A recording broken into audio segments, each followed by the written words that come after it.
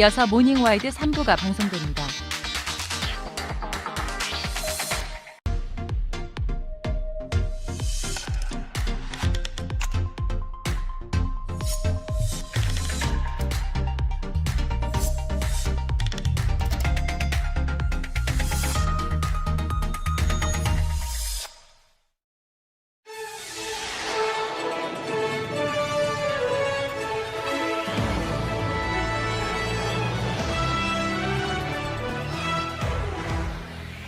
한 음주운전 차량이 중앙선을 넘어 오토바이와 충돌했습니다. 이 사고 때문에 음식 배달을 하던 40대 가장이 사망했는데요. 자세한 내용 날에서 취재했습니다.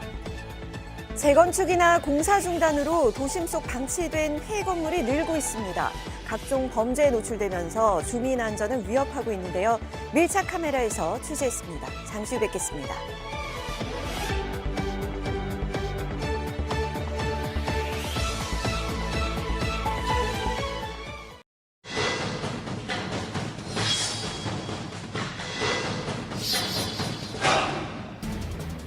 경기도 하남에서 음주운전을 하던 차량에 음식을 배달하던 40대 가장이 숨지는 사고가 발생했습니다.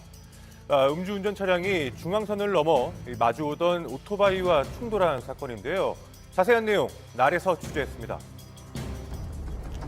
지난 9일 오후 6시 30분 경기도 하남 도로를 달리던 차량이 중앙선을 넘습니다. 곧이어 맞은편에서 달리던 오토바이와 충돌하는데요.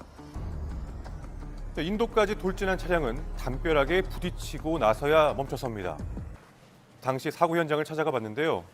이곳이 바로 사고 현장입니다. 이 중앙선을 빠르게 넘어온 SUV는 마주오던 오토바이와 강하게 충돌했습니다. 그리고 사고가 난 오토바이는 현장에서 약 30m 떨어진 곳까지 날아갔습니다. 주말 오후에 일어났던 음주운전 사고, 목격자를 만나볼 수 있었습니다. 소리 듣고 나온 거 같아. 꽝꽝꽝. 네, 오토바이 한번 먹고 저거 한번 쭉 들어오고 격받고 누구 있고 차에서 내려놓고 뭐 체크하더니 신변인 상태야. 119에 신고해 주세요. 사고 발생 10분 만에 현장에 도착한 경찰. 출동한 소방대원에 따르면 피해자의 심정지 상태를 확인한 후 곧바로 인근 병원으로 이송을 했다는데요. 그 시민분이 그 심폐소생술을 시행하고 있는 상태였고요. 구급차에서 그 심정지 확인하고 그 심폐소생술 시행하면서 그 인근 병원으로 이송했던. 안전 울타리와 보도블럭은 부서져 있는데요. 오토바이는 형태를 알아볼 수 없을 정도였습니다. 당시 사고 충격을 가늠할 수 있는 부분인데요. 네, 폐차 수준이에요. 폐차예요? 예. 세 자녀를 둔 40대 가장이었던 피해자. 분식집 배달을 하던 중이었다고 합니다. 저 안에 들어가서 엄마한테 전화하고 삼촌한테 전화하고 나 사고 나서 이제 통화를 하다가 울면서 경찰이 쫓아가서 이제 올라오던데 0.3줬고요. 그 전날 새벽까지 먹었다고 그래요. 경찰 조사 결과 운전자의 사고 당시 혈중 알코올 농도는 면허 정지 수준이었습니다. 운전자는 전날 술을 마신 후 숙면을 제대로 취하지 못한 채 졸음 운전을 했다고 경찰에 진술했다고 하는데요. 전날 과음을 한 상태라면 그 다음날 저녁 늦게까지도 혈중 알코올 농도가 법으로 정하는 0.03% 이상일 수 있고 주의력이나 반응 속도가 떨어짐으로 인해서 돌발 상황에 대한 대처가 안 되고 또는 공간 감각에 대한 인지 능력이 떨어질 수 있기 때문에 그 다음날은 아예 운전대를 놓고 나가셔야 됩니다. 최근 계속해서 발생하고 있는 음주운전 사고들. 지난 3년간 하루 평균 음주운전 사고 발생 건수는 약 50건입니다. 더욱이 이번 사고가 발생한 장소, 스쿨존인데요. 위험하니까 이걸 새로 고치는데 아직 시험은 안 들어와. 단속 카메라가 아직은 없군요, 여기도. 저쪽에 있어요, 학교 정문 앞에. 여기는 없고. 이쪽은 없죠. 신호등만 빨리 들어왔어도 이 사고 안 났을지 몰라요. 바로 건너편에 학교가 있었기 때문에 평일 하교 시간이었다면 피해가 더 컸을지도 모릅니다. 현장에서는 이 제한 속도인 시속 30km를 넘는 차량들을 쉽게 볼 수 있었는데요. 배달을 나갔다가 결국 돌아오지 못한 가장. 하루아침에 누구보다 성실했던 가족을 잃고 말았습니다. 다리 같은 거 있자는 거 아니에요? 옛날에 그 수술복이 한번 넘겨갖고 수술했거든요. 다리가 안 좋으니까 걱정을 많이 했죠. 그래서 너 배달하지 마라. 하나도 안 돼서 자기 애들 학비로 보탠다고. 새 아이의 아빠였던 피해자. 주말 오후에 일어난 음주운전 사고에 유가족들은 허망할 뿐입니다. 지금 보시면 이곳이 바로 피해자가 운영했던 가게입니다. 지금 가게는 문이 닫혀 있는 것 같고요. 문에 지금 개인 사정으로 임시 휴무라고 적어두셨네요. 주변 상인들은 성실했던 피해자의 사고에 안타까워했습니다. 엄청 열심히 하시는 분이에요. 라면 드시면서 끼니 때우시면서 직접 배우자분이 음식하시고 사장님 배달하시고. 매장 거의 비오는 날이 제가 진짜 몇 년 동안 봤는데 화요일 빼고는 계속 매장에 상주하시면서 계속 하셨었어요. 분식점을 운영한 지는 약 5년, 매일 밤 12시까지 매장을 지켰다는데요. 진짜 우리 조금 열심히 산 지밖에 없어요. 조금만 더 고생하고 이제 여행도 다니고 그럴 거라고. 경찰에 따르면 최근 음주운전 적발 건수는 최고 43%까지 늘었습니다. 사람이 그냥 경우잖아요. 젊은 나이에. 근데 그거 갖다 2년, 3년밖에 안 주니. 음주운전 사고의 경우 운전자의 혈중 알코올 농도는 0.03%입니다. 하지만 당시 운전자가 만취 상태였는지 단순히 운전 미숙인지에 따른 기준이 명확하지 않다는 것이 문제라고 하는데요. 네, 결국 이번 사건에서 가해 차량 운전자의 혈중 알코올 농도가 정상적인 운전이 곤란한 상태이냐 아니냐, 여기에 따라서 특가법이 적용되느냐 아니면 교통사고 처리 특례법이 적용되느냐 차이를 보이는데, 교통사고 처리 특례법 위반의 경우에는 5년 이하의 금고형 또는 2천만 이하의 벌금형에 불과하지만 위험운전 치사죄 특가법이 적용되면 무기 또는 3년 이상의 징역형에 처해집니다. 전문가들은 음주운전에 대한 처벌이 강화돼야 한다고 지적하고 있습니다. 사고 하루 전인 토요일 오후에도 대전에서 스쿨존 음주운전 사고로 초등학생이 다치고 한 명이 사망하는 사고도 있었는데요. 이어 주말 동안 음주운전 사고가 또 이어졌는데요. 낮 시간 단속이 거의 이루어지지 않는다는 것에 음주운전이 또 늘고 있는 것입니다.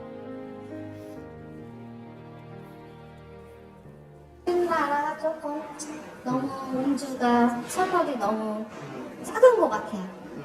봐봐요. 한순간에 가정 파탄 낸 거잖아요. 한순간에 애들도 어찌됐든 아빠 있고. 그게 제일 속상해요. 살인까지 부른 흉기 음주운전, 처벌 규정 강화, 재발 방지 대책이 필요해 보입니다.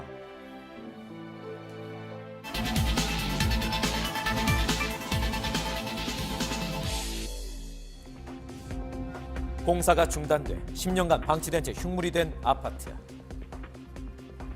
도심 속 방치된 건물로 인한 피해가 늘어나고 있습니다.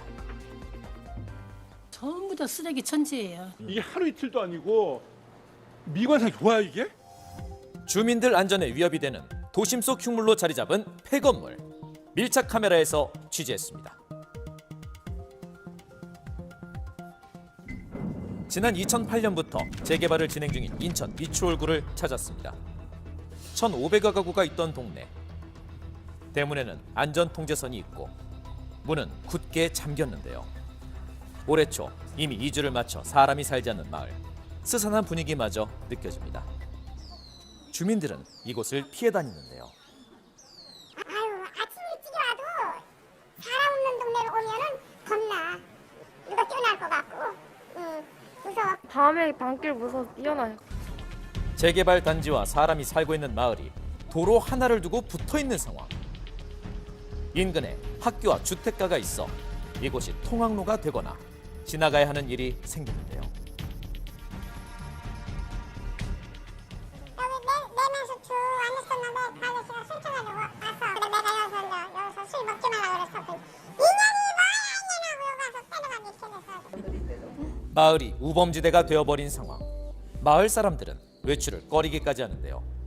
주민들의 민원에 마을을 관리하는 조합은 자체 방범 활동까지 하고 대부분 홈리스들, 이제 어디 뭐 갈 곳 없는 분들, 그런 분들이 들어와가지고 겨울에 이제 춥다 보니까 불 피우는 경우가, 집이 비어 있다 보니까 또 불황아들, 또 문제아들 들어가서 이제 속삭이는 문제, 이런 거 하고 있고. 곳곳에서 발생하는 범죄, 조합은 98개의 방범용 폐쇄회로 카메라까지 설치해야 했는데요. 지난 4일 새벽 한 남성이 아무도 없는 빌라 창문으로 들어갑니다. 잠시 뒤 2층 창문으로 나온 남성은 다시 건물로 들어가 2시간을 머무르는데요. 폐쇄로 카메라 속 빌라를 찾았습니다. 아마 이 집일 것 같은데 이거 이 시간 장치를 다 해놨는데 망가뜨려가지고 잠겨있는 문으로 들어가지 못하자 돌로 창문을 깨고 출입한 건데요. 남성이 빌라에 들어온 이유가 무엇일까? 잠금 장치가 걸려있는 문을 쇠 지렛대 등을 이용해 억지로 열고 침입한 흔적인데요. 빌라 40세대의 문이 모두 뜯겨있던 상황. 샤워 꼭지인데 아마 스테인리스 재질이었을 거예요. 그러니까 이것도 역시 고철, 돈 나가는 고철이니까. 수도 꼭지가 모두 사라진 빌라. 구리선, 고철 등 팔 수 있는 건 다 없어졌다고요. 빈집마다 발견된 침입 흔적. 이렇게 창문을 깨거나 안전 통제선을 뚫고 들어간 사람들이 빈번하게 발생하고 있다고요. 지금 출입구에 보면은 중앙 통로에 보면 문이 다 열려 있잖아요. 저런 거는 이제 100% 다 한 번씩은 이 앞동 뒷동은 한 번씩은 다 올라왔던 흔적이 있는 거예요. 마을 사람들이 이주하면서 발생한 문제는 또 있었는데요. 마을 곳곳에 쌓여있는 쓰레기입니다. 이것을 치우는 비용만 약 1억 원이 예상된다는데요. 쌓인 지는 한참 됐는데요. 그냥 이게 지금 그저께 이런 거 없었는데 어저께 보니까 이게 또 이렇게 생겼더라고요. 주민들은 여름이 되면 더 심해질 악취에 걱정하고 있습니다.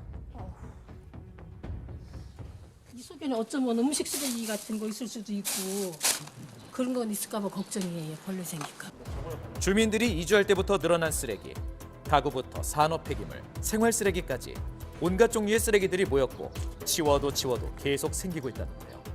한 번 한 번씩 이사 가고 이제 무단 투기도 하도 많이 하셔가지고. 이거는 외부에서 들어온 거예요. 외부요? 예. 지금 여기는 한 사람도 살지를 않아요. 실제 외부인이 차를 끌고 와 쓰레기를 무단 투기하는 것이 여러 건 적발됐는데요. 많게는 하루 13건까지 경찰에 신고가 접수됐습니다. 이렇게 쓰레기를 무단 투기한 것을 적발한 것만 70여 건, 과태료 처분을 내리고 있는데요. 지금 현재 주민들이 불편하다는 민원을 저희는 현재 인지하고 있고요. 그 쓰레기는 조합이 처리해야 되는 쓰레기예요. 조합 측에 청결 명령을 좀 내려서 정리할 수 있는 그런 이제 기반을 이제 분위기를 조성을 했고요. 절도, 쓰레기 무단 투기 등 범죄 행위에 주민들의 고통이 심각한 상황. 결국 주민들이 직접 나섰습니다. 혹시나 우범 지역이 되지 않을까 해서 순찰을 돌고 있습니다. 분여회와 방범대, 조합에서 하루 4시간가량 순찰을 돌고 있지만 역부족인 상황. 도심 빈집이 외곽으로 확산된다는 겁니다. 방치하게 되면 그 쇠퇴 효과가 주변으로 전염병처럼 확산되기 때문에 이 빈집 주변의 주거 환경도 더 훼손된다는 거죠. 인근 주민들은 재개발이 끝날 때까지 문제가 지속될까 이사까지 고민하고 있다고 합니다. 경기도 파주의 한 주택가. 이곳엔 오랜 기간 방치된 아파트가 있습니다. 공사를 시작한 지 20여 년이 지났지만 아직도 완공되지 않았는데요.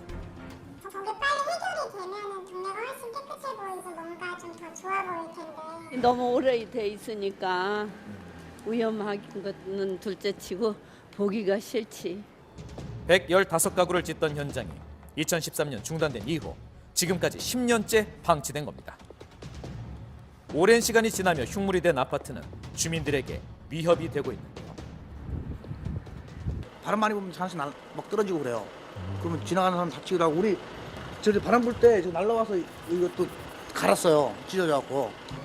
공사 자재가 날아와 인명 재산 피해를 일으키는 상황. 아파트를 둘러싸고 있는 안전 펜스는 곳곳이 녹슬고 낡아 쓰러져 있었는데요. 여기가 이런 게 없다면 이렇게 차광망과 이렇게 쳐놓은 게 없다면 요 사이로 이 건물 안을 들락거릴 수가 있었어요. 그러니까 학생 애들 담배 피죠. 술 먹은 애들도 그렇죠. 아파트 내부가 청소년들의 일탈과 범죄 장소가 되어버린 건데요. 그런데 방치된 아파트를 관리해야 하는 조합원이 없습니다. 지금 현재 입주권 중이기 때문에 들어갈 수도 없고 들어가서 우리가 이렇게 점검도 하고 여러 가지 해야 되는데 너무 이게 오래된 시간이 방치다 보니까 물론 저 조합원들도 좀 어느 정도 지칠 대로 지쳤고 또 금전 관계도 여러 가지 있다 보니까 시간이 흘러 사업을 재개할 수 있을지는 불확실한 상황. 관리하는 이 없는 건물은 시간이 지나 노후화되어 흉물이 되어버렸습니다. 이리 와보세요. 저쪽에 완전 물바다잖아요. 그러니까 저렇게 관리가 안 되고 엉망으로 저 큰일인데요. 자칫 잘못하면 건물 자체가 붕괴될 수도 있다 걱정스럽네요.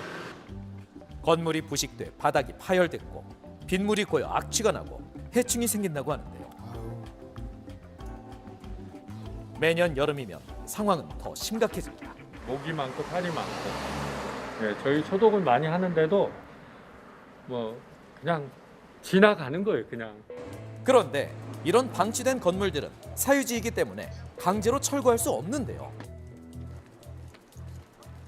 철거를 하기 위해서는 소유자의 의지가 중요하겠죠. 철거를 하고 나면 그 주택에 대한 과세가 토지 과세가 됩니다. 토지 가치를 중심으로 과세하게 되면 그 세율이 더 올라가기 때문에 오히려 이 철거를 방치하는 문제도 발생하게 되는 거죠. 해당 토지는 현재 한 기업이 소유하고 있지만 시청에 재건축 계획을 제출하지 않았습니다. 결국 강제 철거도 어려운 상황에서 최근 지역 주민 2천여 명은 파주시에 민원을 냈습니다. 주민들의 안전을 위협하고 도시 미관을 해칠 뿐만 아니라 지역 경제를 침체시킬 수 있는 폐건물, 지자체의 적극적 대응으로 빠른 해결이 필요합니다.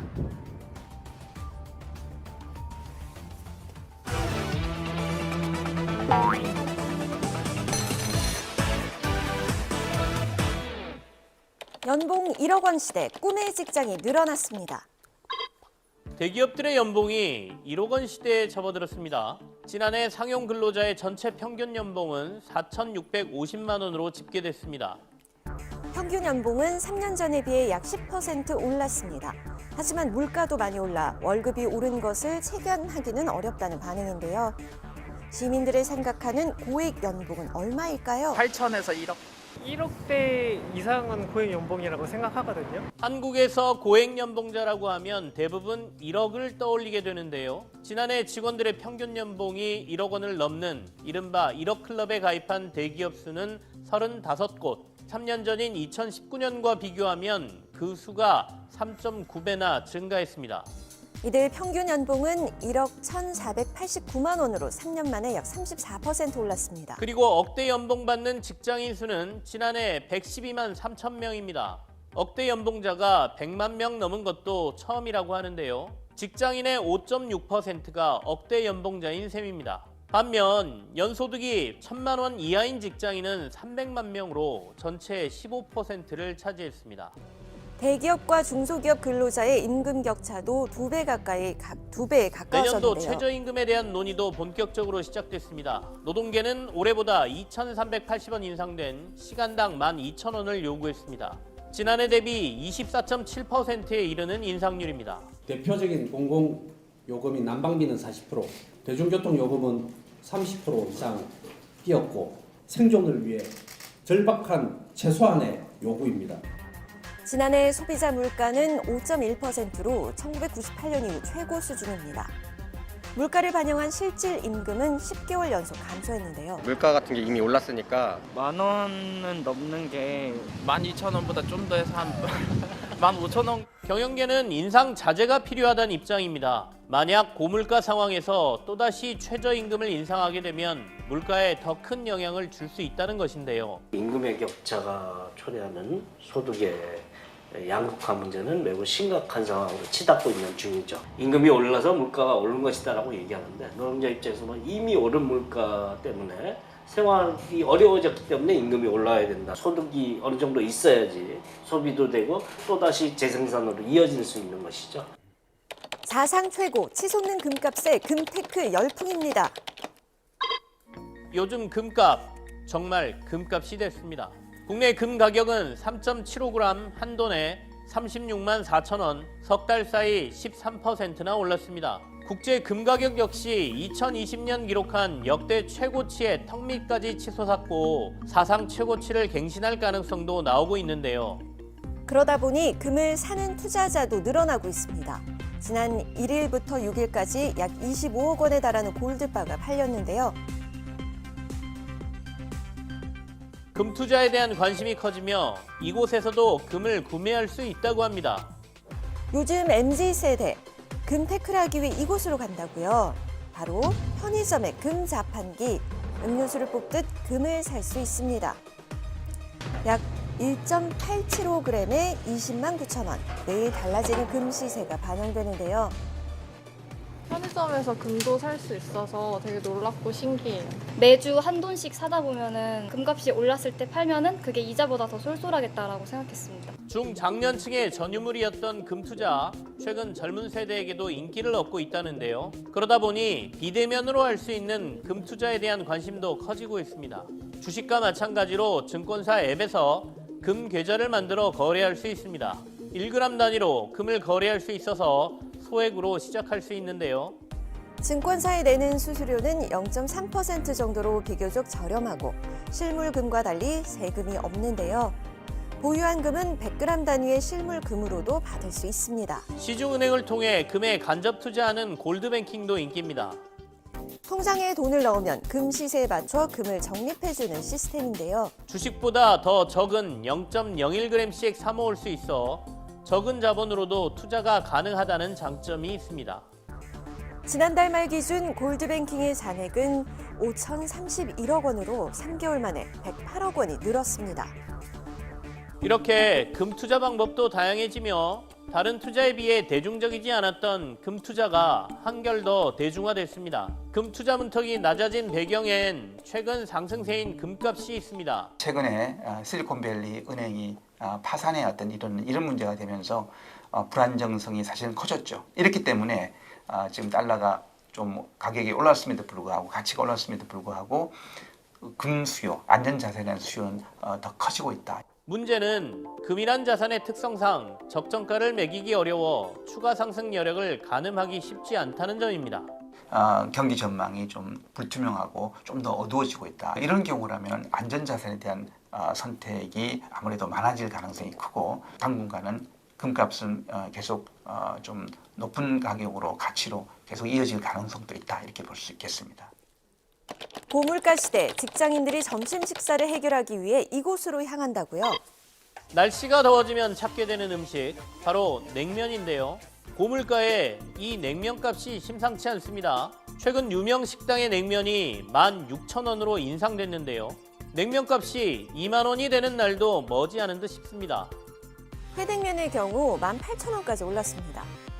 짜장면 가격도 작년보다 13.9%나 올랐습니다. 누들플레이션이란 말이 나올 정도인데요. 고물가로 부담되는 점심값에 최근 이곳을 찾는 직장인들이 많다고 합니다.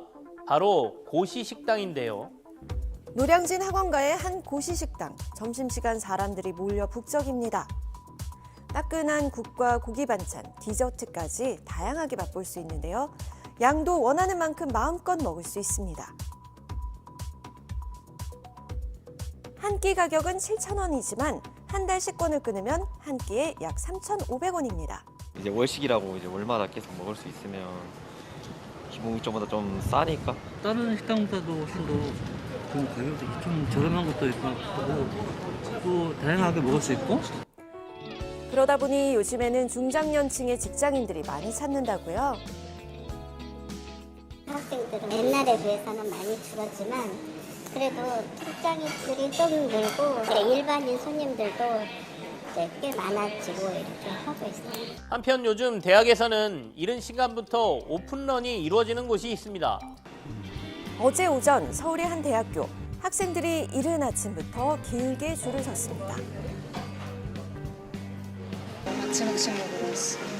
아침 식사 천원 행사 때문에. 아침부터 학생들이 졸린 눈 비비며 모인 이유. 단돈 1,000원으로 아침밥을 먹을 수 있기 때문입니다. 이제 1,000원 행사 한다 해서 이제 한 달 전부터 먹고 있는데 맛도 괜찮은 것 같고 든든해서. 자취하느라 식비가 좀 많이 드는데 천원씩 때문에 경제적으로 많이 도움도 되고. 저렴하고 맛있는 식사에 한정 수량이 일찌감치 매진될 정도로 인기라고요. 4,000원짜리의 그 식사가 정부 1,000원, 학교 2,000원, 그다음에 본인 부담 1,000원 이렇게 해서 진행되는 사업입니다. 일반인은 기존 가격인 4,000원에 이용 가능합니다. 현재 전국 41개 대학이 진행하고 있는 1,000원의 아침밥. 식사 한 끼를 기준으로 학생이 1,000원의 밥값을 내면 1,000원을 정부가, 나머지 금액은 학교에서 지원하는 형식입니다. 1,000원의 아침밥이 인기를 끌면서 정부와 야당이 사업 확대를 추진하고 있습니다. 여야 나눌 것 없이 사업 확대 의지를 내보였는데요. MG 표심 잡기에 나섰다는 지적도 나옵니다. 문제는 지속성입니다. 대학의 재정에 부담이 되는 만큼 형평성도 고려돼야 하는데요. 반값 등록금이란 말이 정치권에서 유행한 적이 있죠. 1,000원 아침밥도 비슷해지지 않을까 걱정스러운데요. 모두에게 혜택이 돌아갈 수도 없고 지원금이 끊기면 지속성이 보장 안 되는 생색내기 정책으로 끝나지 않기를 바라봅니다.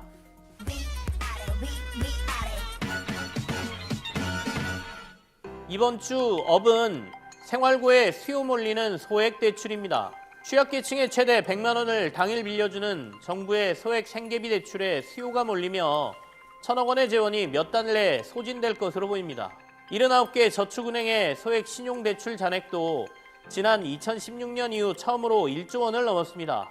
저축은행들의 소액 신용대출은 담보 없이 300에서 500만 원의 자금을 빌릴 수 있는데 금리가 법정 최고인 20%에 가깝습니다. 이런 고금리에도 급전 수요가 몰린다는 건 그만큼 서민들의 삶이 더 팍팍해지고 있다는 방증이겠죠. 이번 주 다우는 생각보다 빠르게 내려가는 금융상품 금리입니다. 5대 시중은행의 전세자금 대출 금리의 하단이 한국은행 기준금리인 연 3.5% 아래로 내려갔습니다. 예금 상품 금리는 더 떨어져 16개 은행의 41개 상품 중 66%인 27개가 기준금리보다 금리가 낮습니다. 대출금리가 떨어진다니 반갑긴 하지만 긴축 정책을 쏜 한국은행과 정부 입장에선 잡혀가던 물가가 또 오르지 않을까 걱정스러울 것 같습니다. 금값이 최고 수준으로 오르면서 가지고 있던 금을 파는 역골드러시 현상도 나타나고 있습니다. 실제로 중고마켓 등에서 개인 간의 거래도 활발한 상황이죠. 네, 거래 전에 먼저 한국금거래소에서 금 시세를 확인해야 하고요. 네. 개인 간에 거래할 때는 금의 함량이 미달되거나 또 보증서가 없는 경우가 있다고 하니까 주의하시기 바랍니다. 네.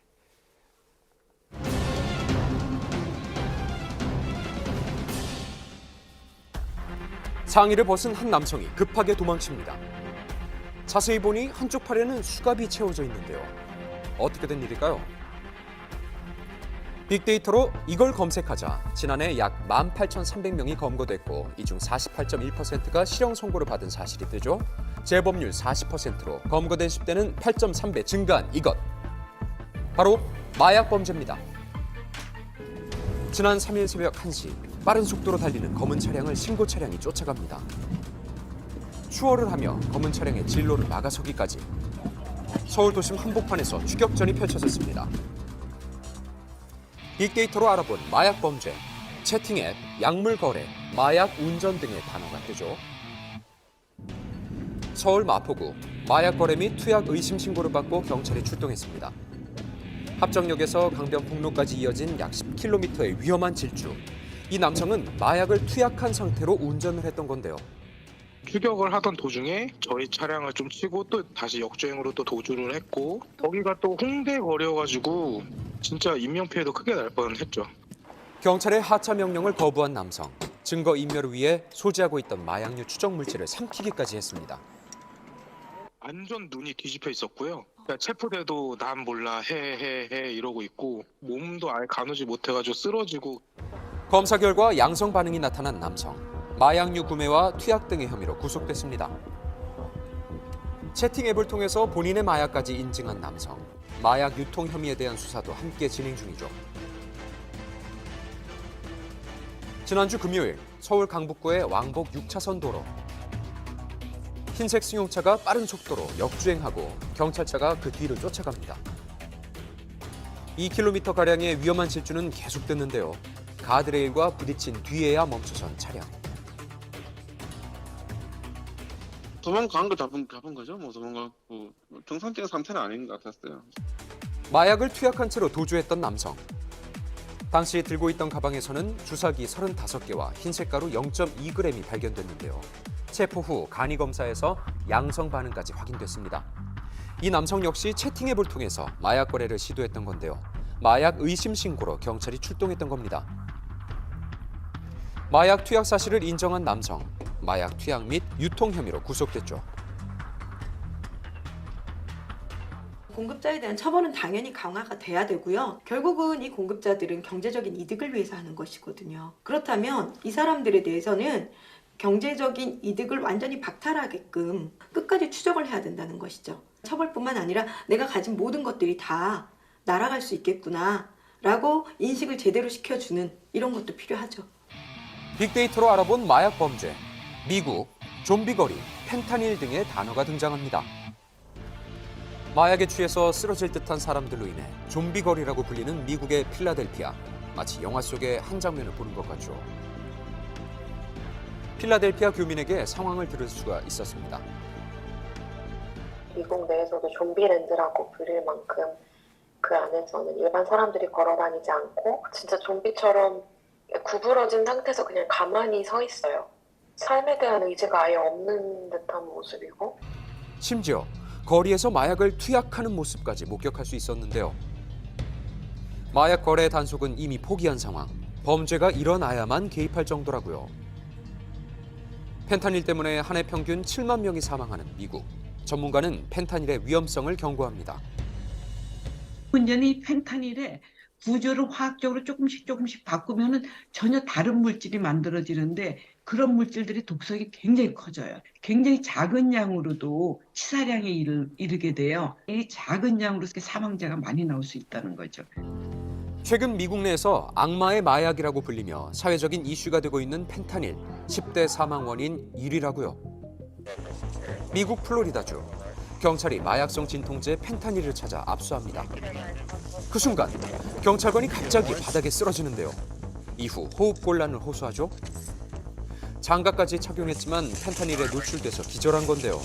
근육 경직은 물론이고 호흡 마비까지 올 수 있습니다.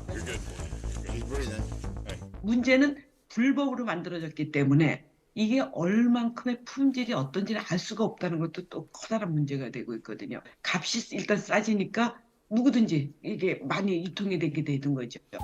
값싼 펜타닐은 누구나 쉽게 구입할 수 있기 때문에 아이들까지 위협하고 있는데요. 미국 LA, 펜타닐 중독으로 고등학생 2명이 쓰러졌습니다. 응급처치로 학생들은 목숨을 겨우 구할 수 있었는데요. 무차별적으로 마약이 유통되고 있는 상황. 최근에 한국 강남 학원가에서도 요구르트 모양을 나눠줘서 문제가 됐었잖아요. 그것처럼 미국에서는 땅에 지폐가 떨어져 있을 경우에라도 줍지 말라고 그렇게 권하기도 하고 그 안에 이제 마약을 놓는다거나 붙여놓는다거나 해서 일반 사람들도 마약이 중독될 수 있게끔 다양한 방법으로 퍼뜨린다고. 빅데이터로 알아본 마약 범죄, 미성년자, 중독, 마약 음료 등의 단어가 등장합니다.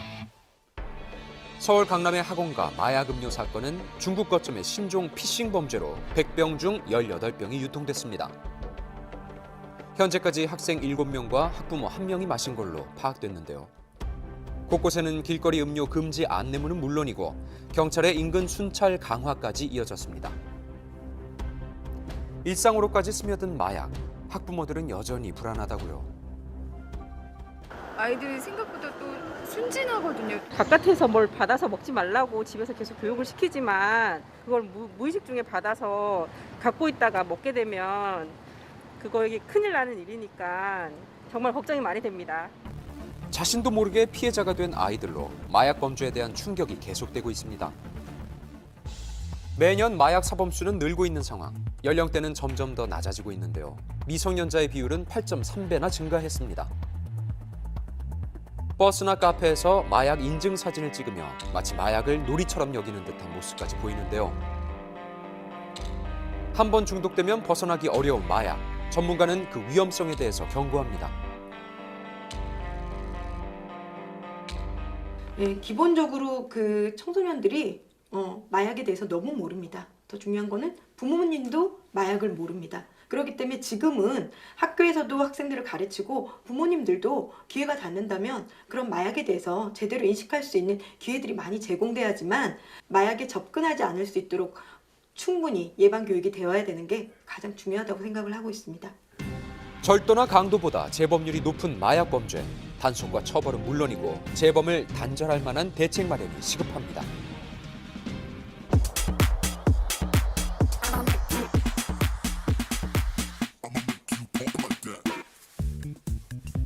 SNS에서 화제가 된 사진. 귀여운 4명의 아이들. 국내 최초 자연 분만으로 태어난 네 쌍둥이입니다. 이리 뛰고 저리 뛰고. 아이고, 네 쌍둥이 육아가 쉽지 않습니다. 전통 육아파? 끼고 살고 계속 안고 다니고. 오늘 반창문 애들부터 줄 거야. 정신없이 바쁜 육아지만 바로 요 미소에 피로도 살로 녹는다죠. 자, 오늘의 주인공들을 만나볼까요?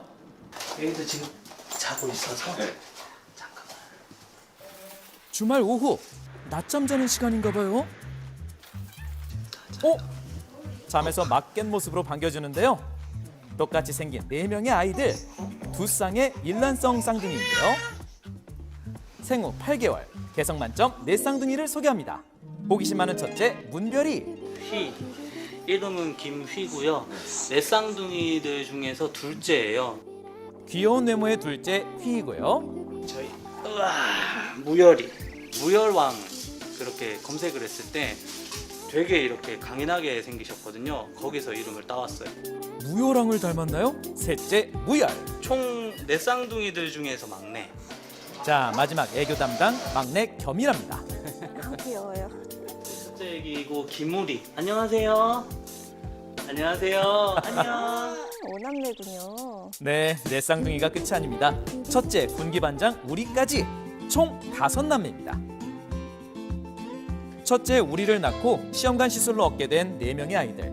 기쁜 만큼 걱정도 됐다는데요. 남편은 이제 마음이 무겁다는 생각이 들어서 잠을 좀 못 자고 저는 그냥 대박이다 그러고. 그래서 저는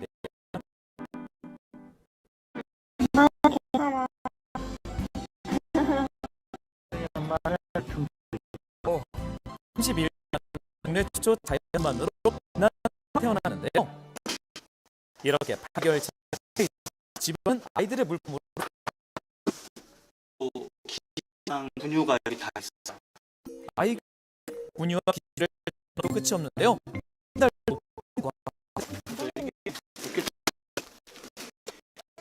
있는데 성적으로 쓰는 거 같아요. 또 하루에는 한 16수가 넘는다고 51일을 내를 한 먹이면 끝이. 승의 1년치 분유값만 잡아 2천만 원이 넘는. 자, 드디어 내일 자는 네 쌍둥이. 근데 이게 뭔가요?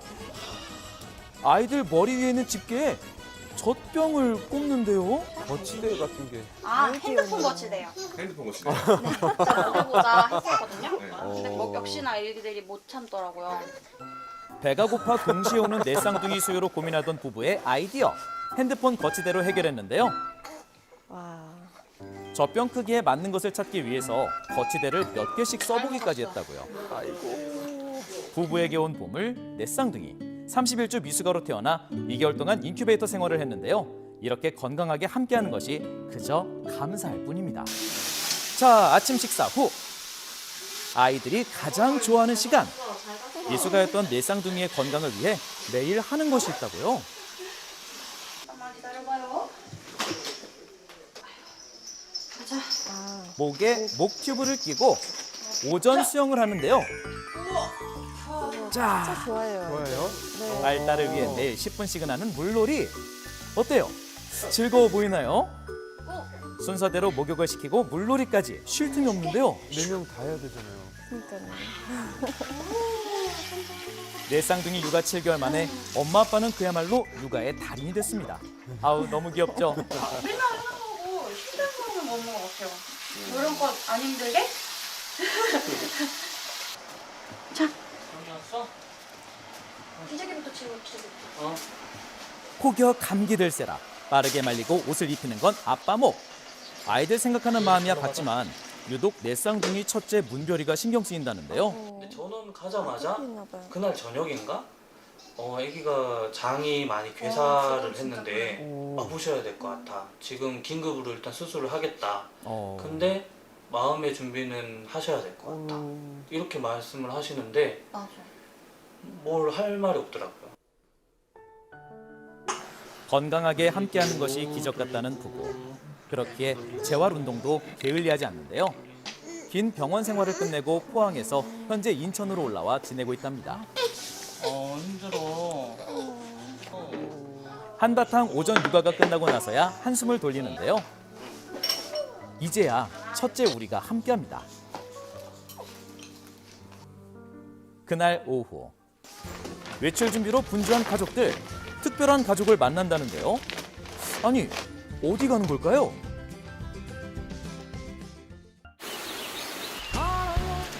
봄꽃들이 종일 발걸음을 가볍게 한다. 편안한 르무통과 걸으면 온통 봄이기에. 걸어요. 가볍게. 르무통. 분주하게 준비를 마치고 출발. 내 쌍둥이의 친구들을 만나러 가는 길인데요. 그렇게 1시간 정도 달려온 곳.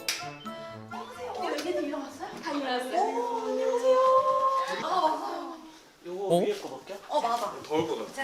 아 진짜? 하나, 나 일부러 둘, 집 많이 흘려서. 셋. 다둥이 육아는 다둥이 부모가 잘 알죠. 알게 된 사이인데 나만 힘든 거 아니구나 이러면서 살짝 위로받고 그러는 거죠. 그러고 있으니까 되게 생소하다. 저출산 시대. 요즘은 어딜 가나 애국자라는 말을 가장 먼저 듣는다고요. 처음에는 사실 약간 그냥 별 생각 없었는데 조금이나마 나라에 좀 기여를 했나 내가? 내가 사실 의도한 건 아니지만. 와 아이가 되겠어. 육아는 쉽지 않지만 아이들이 주는 행복이 더 크다는 가족. 앞으로 볼 수는 없어요. 딴데 보면 자, 하나, 둘, 셋. 오늘도 추억을 더합니다. 그날 저녁. 어제도 보셨던 분이다. 내 쌍둥이를 보살펴줬던 의료진에게 소식을 전하기 위해 시작한 SNS. 어느덧 랜선 이모 삼촌 팬들도 생겼다고요. 정말 인기 만점이네요. 애기들 이름 다 알고 계셔. 우리야, 문별아, 희야, 무열아, 건강. 오랜 시간 병원 생활을 하며 가족이 함께하는 지금이 가장 소중하다는데요. 사람답게 재밌게 살았으면 좋겠어. 근데 그 와중에서 즐거움은 또 찾고 자기 나름의 자기가 좋아하는 것들. 그냥 항상 재밌게 살았으면 좋겠는데. 근데 똑같아서. 건강한 아이들, 행복한 5남매의 웃음이 가득하길 바랍니다.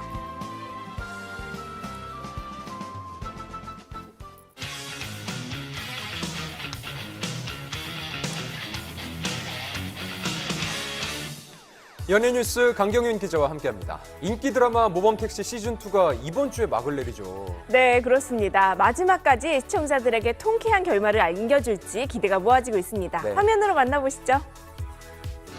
5183은 시작합니다. 매주 주간 시청률 1위를 기록하며 성황리에 운행 중인 모범택시 시즌2. 이번 주 금요일, 토요일 단 2회만을 남겨두고 있는데요. 얘기해 주시겠습니까? 그동안 무슨 일이 있었는지. 그동안 모범택시2에 어떠한 일들이 있었는지 운행일지를 점검해 보겠습니다. 이게 뭐가 무서워. 지난주 토요일 방송된 14회는 순간 최고 시청률 22.4%를 찍으며 자체 최고 시청률을 기록했는데요. 그 인기는 국내를 넘어 해외에서도 뜨겁게 높아지고 있습니다. 모범택시2는 아시아 최대 온라인 동영상 플랫폼에서 홍콩, 싱가포르 등 16개국 1위를 차지하는가 하면 해외 드라마 리뷰 사이트에서도 8.8이라는 높은 평점을 받으며 현재 방영 중인 한국 드라마 인기 순위 1위를 차지하고 있습니다. 모범택시2는 선과 악이 굉장히 분명히 나뉘어져 있습니다. 그래서 한국 사회에 대한 어떤 그 시스템적인 부분들을 잘 몰라도 문화적인 배경에 대해서 익숙하지 않아도 그냥 그 이야기만으로써 옳은 것과 옳지 못한 것에 대한 복수의 이야기들을 잘 즐길 수 있게 해주었다는 점이 전 세계적인 시청자의 층을 확장할 수 있었던 요인이 아닌가 싶습니다. 또한 실화를 모티브로 한 공감 가는 소재와 속도감 있는 빠른 전개가 모범택시2의 인기 비결이라 꼽을 수 있는데요. 저희 드라마가 매 에피소드마다 또 실제 사건을 기반으로 한 사건들이 등장하는데요. 이번에 또 어떤 사건들이 주제가 되어서 우리 주변에 일어나는 일들이 나타나는지 많이 관심 기울여 주시고 좀 고생했던 만큼 분명히 시청자 여러분들께 의미와 재미를 동시에 드리는 작품이 될 거라는 확신이 듭니다.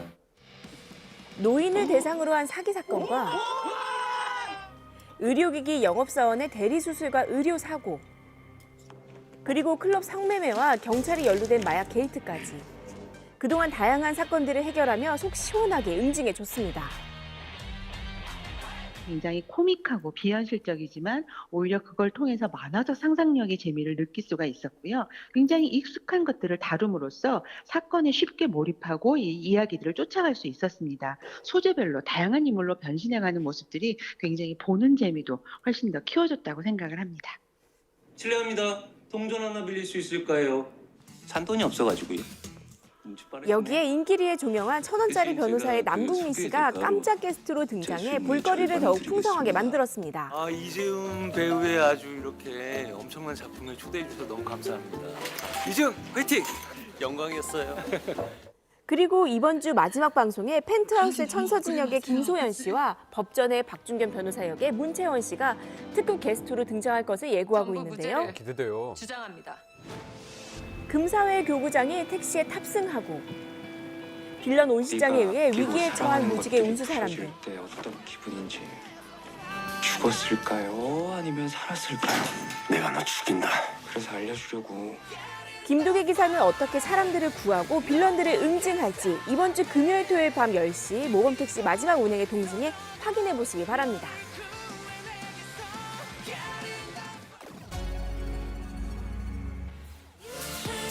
발표하는 곡마다 대히트를 기록하는 아이브가 데뷔 첫 정규 앨범으로 돌아왔습니다.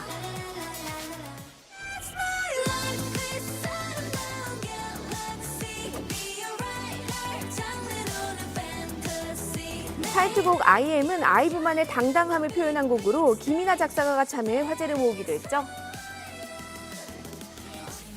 아이브는 컴백 전 선공개한 곡 키치로 이미 음원 차트 1위를 기록하고 있었는데요. 타이틀곡 IM 역시 공개되자마자 실시간 차트 1위에 오르면서 아이브의 파워를 입증했습니다. 글로벌 그룹 블랙핑크의 멤버 지수도 첫 솔로 앨범을 발표했는데요.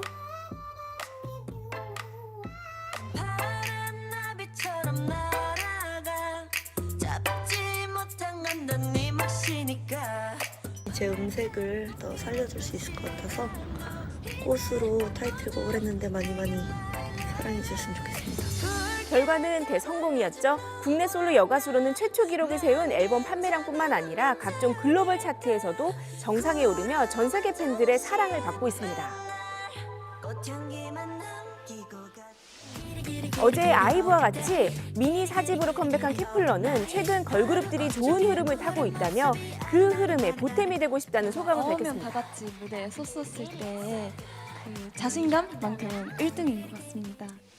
여기에 르세라핌, 에스파 등 4세대 걸그룹들이 봄 컴백을 알리면서 당분간 가요계에는 걸그룹들의 활약이 계속될 것으로 보입니다.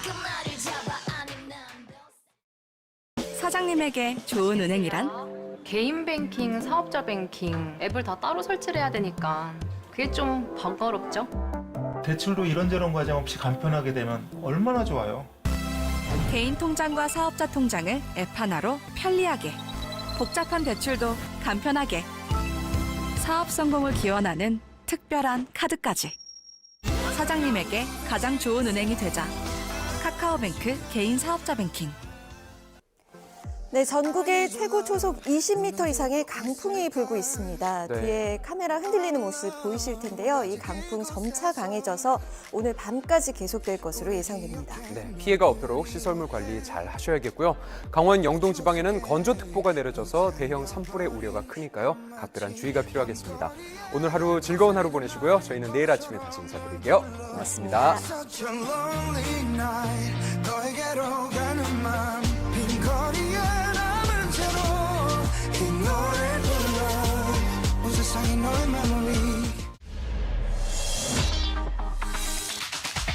이어서 맨인 블랙박스 스페셜이 방송됩니다.